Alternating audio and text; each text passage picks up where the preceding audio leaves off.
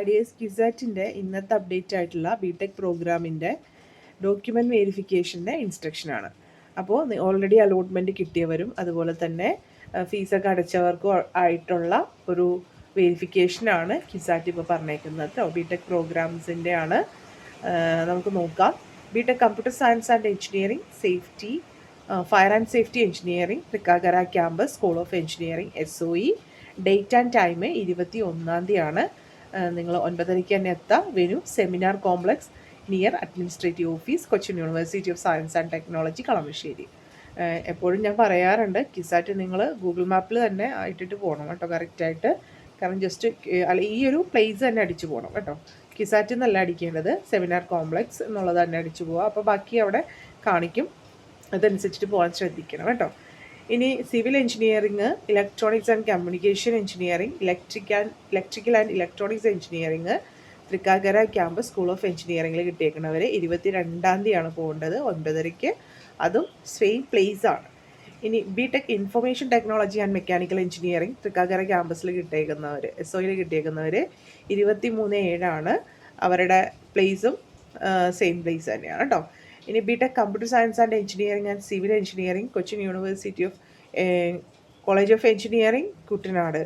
അതായത് കുട്ടനാട് ഗുസക്കിൽ അഡ്മിഷൻ കിട്ടിയേക്കുന്നത് ബിടെക്കും അതുപോലെ സിവിലും കിട്ടിയേക്കുന്ന കുട്ടികൾ 18/7 അവർ ചെല്ലേണ്ടത് seminar complex near administrative office, Cochin university and science and technology, south Kalamassery തന്നെയാണ്.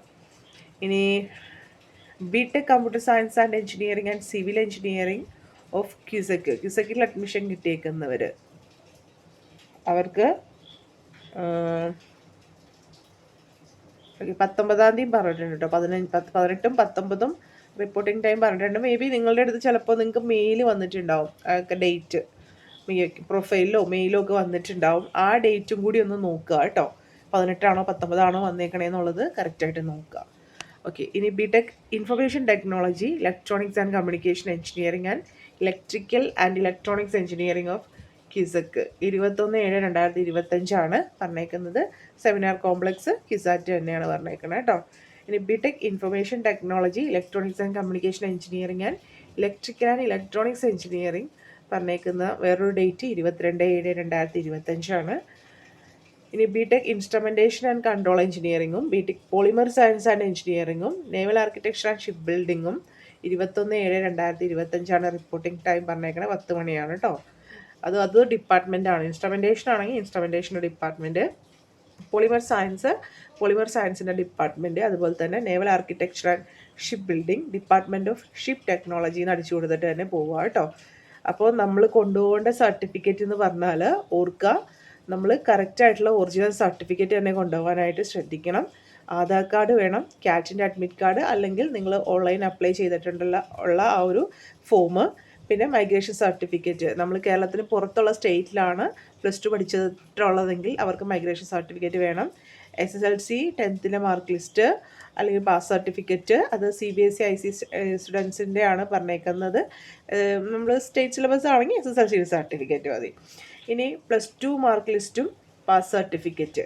+2 mark list pass certificate CBSE and ICSE സ്റ്റുഡൻസിൻ്റെ അടുത്താണ് ചോദിക്കാറ്. പിന്നെ കേരളീയനാണെന്ന് തെളിയിക്കാനായിട്ട് സ്റ്റേറ്റ് മെറിറ്റ് സീറ്റ്, അതുപോലെ റിസർവേഷൻസിനും കേരളീയനാണെന്ന് തന്നെ തെളിയിക്കണം.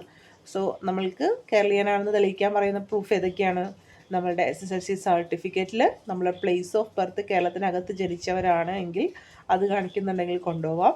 ബർത്ത് സർട്ടിഫിക്കറ്റ് കൊണ്ടുപോവാം. പിന്നെ നമ്മളുടെ പാസ്പോർട്ട് കൊണ്ടുപോവാം. ആധാർ കാർഡ്, അതായത് നേറ്റിവിറ്റി പ്രൂഫ് ഓഫ് കേരളീയനാണെന്ന് തെളിയിക്കാനായിട്ട് കൊണ്ടുപോകാനായിട്ട് സ്വീകരിക്കില്ല എന്നുള്ളത് ഓർക്കുക കേട്ടോ. പിന്നെ ഇതല്ലെങ്കിൽ വില്ലേജ് ഓഫീസിൽ നിന്നുള്ള പ്രൂഫ് കൊണ്ടുപോവാം.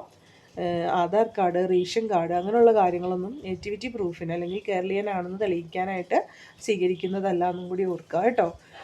പിന്നെ TC ആൻഡ് CC, ലാസ്റ്റ് പഠിച്ച ഇൻസ്റ്റിറ്റ്യൂട്ടിൽ നിന്നുള്ള TC ആൻഡ് CC, പിന്നെ പാസ്പോർട്ട് സൈസ് ഫോട്ടോ നമ്മളുടെ 4 വേണം. നമ്മൾ ഏതെങ്കിലും റിസർവേഷനിലാണ് അവിടെ അഡ്മിഷൻ എടുത്തേക്കണമെങ്കിൽ അത് തെളിയിക്കുന്നതിനുള്ള സർട്ടിഫിക്കറ്റ് പ്രത്യേകം ഓർക്കണം. നിങ്ങൾ ഈ സർട്ടിഫിക്കറ്റ് ഹാജരാക്കിയില്ലെങ്കിൽ അഡ്മിഷൻ ക്യാൻസലായി പോകും. ബാക്കി സർട്ടിഫിക്കറ്റുകൾ മാൻഡേറ്ററി ആണ്. പക്ഷേ അതിപ്പോൾ നിങ്ങൾക്ക് ബോഡിയിൽ നിന്ന് അത് അവൈലബിൾ ആക്കിയിട്ടില്ല ഒറിജിനൽ സർട്ടിഫിക്കറ്റുകളെങ്കിൽ നിങ്ങൾക്ക് അവിടെ അഫിഡവിറ്റ് എഴുതി കൊടുക്കുക, ഇന്ന ദിവസം ഞാൻ അല്ലെങ്കിൽ ഇത്ര ദിവസത്തിനുള്ളിൽ ഞാൻ കൊണ്ടുവന്ന് തന്നേക്കാം എന്നുള്ളത്. പക്ഷേ നിങ്ങൾക്ക് ഏതെങ്കിലും റിസർവേഷൻ കിട്ടിയിട്ട് ആ സർട്ടിഫിക്കറ്റ് നിങ്ങൾക്ക് ഹാജരാക്കാൻ പറ്റിയില്ലെങ്കിൽ അഡ്മിഷൻ ക്യാൻസലായി പോകും എന്നുള്ള കാര്യം ഓർക്കുക കേട്ടോ. അതുപോലെ തന്നെ ഏതൊക്കെ സർട്ടിഫിക്കറ്റുകളാണ് വേണ്ടതെന്ന് പറയുന്നുണ്ട്. പിന്നെ ഇവിടെ വേണ്ടത് നമ്മളുടെ നാഷണാലിറ്റിയുടെ അത് ഫോമാറ്റ് വെബ്സൈറ്റിലുണ്ട്, അതും കൂടി കൊണ്ടല്ല കേട്ടോ.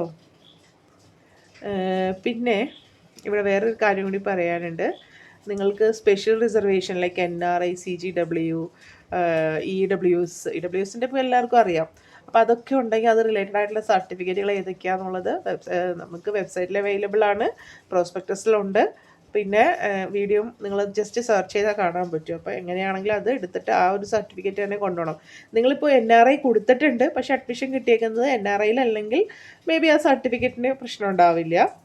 പക്ഷേ നിങ്ങൾക്ക് അഡ്മിഷൻ കിട്ടിയേക്കുന്നത് അങ്ങനെയുള്ള സീറ്റുകളാണ്, സ്പെഷ്യൽ റിസർവേഷൻ സീറ്റുകളിലാണെങ്കിൽ അത് റിലേറ്റഡ് ആയിട്ടുള്ള സർട്ടിഫിക്കറ്റുകൾ കൊണ്ടുപോകണം കേട്ടോ. പിന്നെ ഇവിടെ പ്രത്യേകിച്ച് പറയാനുള്ള കാര്യം എന്ന് വെച്ചാൽ സാധാരണ ഇവിടെ ഉണ്ട് കേട്ടോ, ഇത് ഡിക്ലറേഷൻ, NRIയുടെ ഡിക്ലറേഷനുണ്ട്. ഈ ഒരു ഡിക്ലറേഷൻ കണ്ട അനെക്സ് 2 ഇതെല്ലാവരും കൊണ്ടുപോകേണ്ടതാണ് കേട്ടോ. ഇത് പ്രിൻ്റ് ഔട്ട് എടുക്കുക, അതിനുശേഷം അത് ഫില്ല് ചെയ്യുക. പിന്നെ നമുക്ക് ആൻറ്റി റാഗിങ്ങിൻ്റെ ഒക്കെ വരുന്നുണ്ട്. ഇവിടെ ആൻറ്റി ഡ്രഗ് ഡിക്ലറേഷൻ ഫോം ഉണ്ട്, അത് പ്രിൻ്റ് ഔട്ട് എടുക്കണം. അതുപോലെ തന്നെ ആൻറ്റി ഡോവറി, ആൻറ്റി റാഗിങ് ഒക്കെ ഉണ്ടായിരുന്നു, അതിവിടെ അണ്ടർടേക്കിംഗ് എന്ന് പറഞ്ഞിട്ട് കൊടുത്തിട്ടുണ്ട് കേട്ടോ. അതൊന്ന് ക്ലിക്ക് ചെയ്തിട്ട് അത് എടുക്കാനായിട്ട് ശ്രദ്ധിക്കാം. പിന്നെ ഇവിടെ ഇതുണ്ടോ, ഓരോ കോപ്പീസ് എത്ര എണ്ണം വേണം എന്നിട്ട് പറഞ്ഞിട്ട്. പിന്നെ നിങ്ങളുടെ മാർക്ക് ലിസ്റ്റ് പോലുള്ള സർട്ടിഫിക്കറ്റുകളില്ലേ, അതിൻ്റെയൊക്കെ 2 കോപ്പീസൊക്കെ എടുത്ത് വെച്ച് ഇവിടെ കൊടുക്കാനും എടുക്കുക, അതുപോലെ തന്നെ നിങ്ങളുടെ കയ്യിലും സൂക്ഷിക്കുക കേട്ടോ. ലൈക്ക് നിങ്ങളുടെ റിസർവേഷൻ സർട്ടിഫിക്കറ്റിൻ്റെ കോപ്പികൾ, അതുപോലെ തന്നെ മാർക്ക് ലിസ്റ്റിൻ്റെ കോപ്പികളെല്ലാം ഒരു നല്ല PDF ആക്കിയിട്ട് എടുത്തിട്ടാൽ മതി. കാരണം നമുക്ക് ഇതൊക്കെ കഴിയുമ്പോൾ നമുക്ക് സ്കോളർഷിപ്പുകൾക്ക് കൊടുക്കുമ്പോൾ ഇതൊക്കെ വേണം കേട്ടോ. അപ്പോൾ അലോട്ട്മെൻറ്റ് മെമ്മോ ആണെങ്കിലും അതുപോലെ തന്നെ ഈ പറയുന്ന സർട്ടിഫിക്കറ്റുകളൊക്കെ ആണെങ്കിലും എല്ലാവരും നിങ്ങളുടെ കയ്യിൽ ഉണ്ടാവും. ഇപ്പോൾ നിങ്ങൾ കീമിലൊക്കെ അപ്ലൈ ചെയ്തപ്പോൾ അപ്ലോഡ് ചെയ്തിട്ടുള്ള സർട്ടിഫിക്കറ്റ് അതൊന്നും കളയാതെ വച്ചേക്കാം. പക്ഷേ ഈ +2ൻ്റെ മാർക്ക് ലിസ്റ്റും അതുപോലുള്ള കാര്യങ്ങളൊക്കെ കൂടി നിങ്ങളതൊന്ന് എടുത്ത് വെക്കാനൊക്കെ ശ്രദ്ധിക്കാം. അതുപോലെ കീമിൻ്റെ അലോട്ട്മെൻറ്റ് മെമ്മോ ഒക്കെ നിങ്ങൾ സൂക്ഷിച്ച് വെക്കാനായിട്ട് മറന്നു പോകരുത്.